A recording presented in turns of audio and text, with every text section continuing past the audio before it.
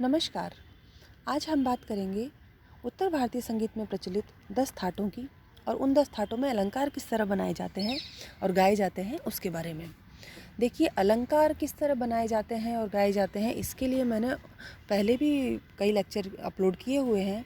तो अगर आपको किसी तरह का कोई कन्फ्यूजन है या किसी तरह की कोई जिज्ञासा अगर आपके मन में रह रही है तो आप वो लेक्चर्स फिर से सुन सकते हैं और इस बात को समझ सकते हैं कि अलंकार किस तरह बनाए जाते हैं। ये जो सामने आपके दोहे लिखे हुए हैं, ये मंजरीकार जी द्वारा लिखे गए हैं। विद्यार्थियों को बहुत आसानी से 10 थाटों के नाम और उनकी विशेषताएं याद हों उसके लिए। तो पहले इन दोहों को देख लेते हैं और सच में इन दोहों को याद करके आप बहुत आसानी से 10 थाटों की विशेषताओं को और उनके नामों को याद रख सकते हैं। भैरव भैरवी आसावरी, यमन बिलावल थाट, तोड़ी काफ़ी मारवा, पूर्वी और खमाज, ये 10 थाटों के नाम इसमें इंक्लूड हो गए हैं। इसके बाद इनकी विशेषताओं की बात आती है। शुद्ध सुरन की बिलावल, कोमल निषाद खमाज, म तीवर स्वर यमन मेल, गनी मृदु काफ़ी थाट, यानी शुद्ध स्वर का जो राग है वो बिलावल थाट हुआ। कोमल निषाद से जो गाया जाएगा वो खमास थाट है। जहाँ मध्यम तीव्र हो जाएगा वो यमन हो जाएगा। गंधार निषाद जहाँ कोमल हो गए वो हुआ काफ़ी थाट। इसके बाद बारी आती है रे कोमल चढ़ती मध्यम, माफ़ कीजिएगा, गधनी कोमल से आसावरी, रेध मृदु भैरव रूप। रे कोमल चढ़ती मध्यम, मारवा थाट अनूप। गधनी जब कोमल है तो वो हुआ आसावरी थाट और ऋषभ और धैवत जब कोमल हुआ तो वो हुआ भैरव रूप। मृदु यानी कोमल। रे कोमल चढ़ती मध्यम, ऋषभ तो कोमल हुआ और मध्यम जो है वो तीव्र हुआ, चढ़ता हुआ यानी तीव्र हुआ, तो हुआ मारवा थाट। उतरत रेगध अरुणी से सोहत थाट भैरवी। ऋषभ धैवत गंधार और निषाद जो हैं वो कोमल करने पर हो गया भैरवी थाट। तोड़ी में रेगध म विकृत, रेध म विकृत थाट पूर्वी। अब तोड़ी में रेगधम यानी कि चारों स्वर विकृत होते हैं। अब विकृत होने में देखिए ये चीज़ मैंने पहले भी आपको बताई है कि स्वर विकृत होते हैं तो या तो अपनी जगह से पीछे हटेंगे या फिर अपनी जगह से आगे बढ़ेंगे। तो रेगध जो है वो कोमल होंगे, ये आपको मैंने पहले भी बताया है, और मध्यम जो है वो विकृत होकर हमेशा तीव्र होता है तो वो तीव्र होगा। तो रेगध कोमल और मध्यम विकृत जब होगा तो तोड़ी थाट है, और रेध कोमल और मध्यम जब तीव्र होगा तो वो हुआ पूर्वी थाट। अब बात करते हैं इन थाटों में अलंकारों की। देखिए, सबसे पहले लेते हैं थाट बिलावल। जो कि थाट बिलावल जो है वो हमारे सभी शुद्ध स्वरों वाला थाट है। तो बिलावल जो है उसमें सभी शुद्ध स्वरों का प्रयोग होता है और अलंकार के लिए मध्य सा से तार सा तक आरोहात्मक क्रम और तार सा से मध्य सा तक अवरोहात्मक क्रम, तो ये जो एक क्रम पूरा एक चक्कर जो ये पूरा किया जाता है ये एक अलंकार कहलाता है। तो बिलावल थाट जैसे हुआ, तो मैं आपको थोड़ा सा एग्जाम्पल दे देती हूँ। चूँकि ये चीज़ें क्रियात्मक हैं तो बिना तानपुरे या सुर के आधार के बिना नहीं हो सकती, लेकिन फिर भी मैं आपको समझाने की थोड़ी कोशिश करती हूँ। सारी ग म प ध नि सा सा नि ध प म ग रे सा, ये हो गए शुद्ध स्वर।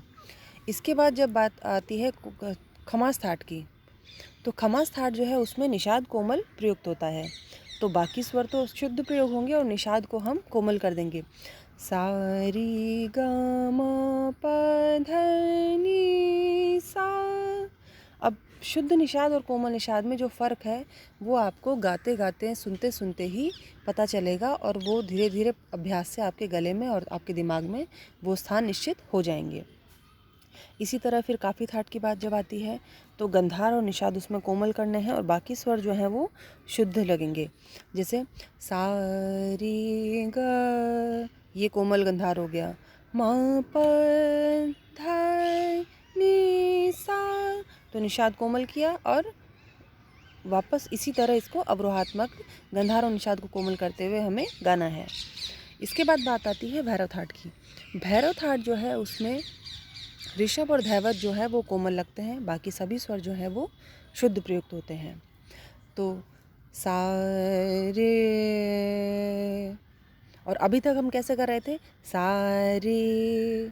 तो कोमल ऋषभ और शुद्ध ऋषभ या किसी भी स्वर का कोमल लगाव और शुद्ध लगाव दोनों में जो फ़र्क है वो अभ्यास के साथ आपको आएगा, एकदम नहीं आएगा।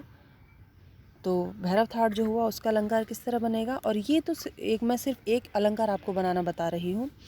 इस प्रक्रिया से आप कितने ही तरह के अलग अलग अलंकार बना सकते हैं, और इसकी चर्चा मैंने पिछले लेक्चर में की हुई है। आप वो पुराने अलंकार वाले लेक्चर्स देखिए तो आपको ये बात सारी समझ में आ जाएगी।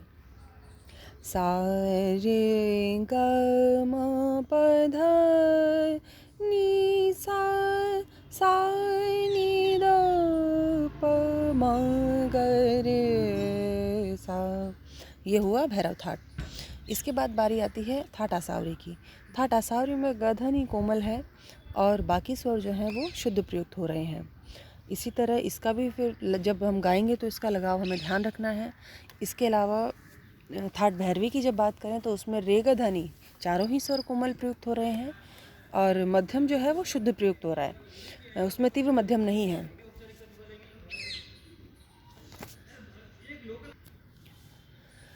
थाट भैरवी की जैसे कि मैंने बताया आपको, रे ग ध नि चारों ही स्वर कोमल हैं और बाकी स्वर शुद्ध प्रयुक्त हो रहे हैं।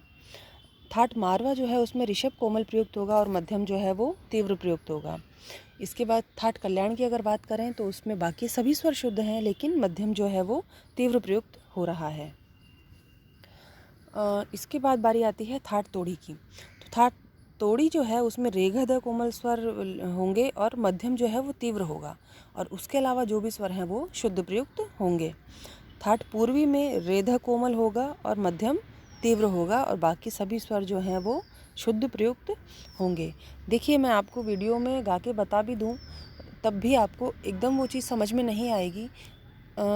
अभी आप है ना इसका लिखने का पहले अभ्यास कीजिए, गाने का नहीं, कि किस तरह के थाट के स्वरों के आधार पर अलंकार बनाए जाते हैं। तो एक सिंपल अलंकार मैंने आपको बना के यहाँ पे लिखा हुआ है स्क्रीन पे आपके। इसी थाट का आप कोई दूसरा अलंकार बनाइए, कोई तीसरा अलंकार बनाइए। कोशिश कीजिए कि अलग अलग मतलब एटलीस्ट एक थाट से आप कम से कम 3 तरह के अलंकार बना पाएँ।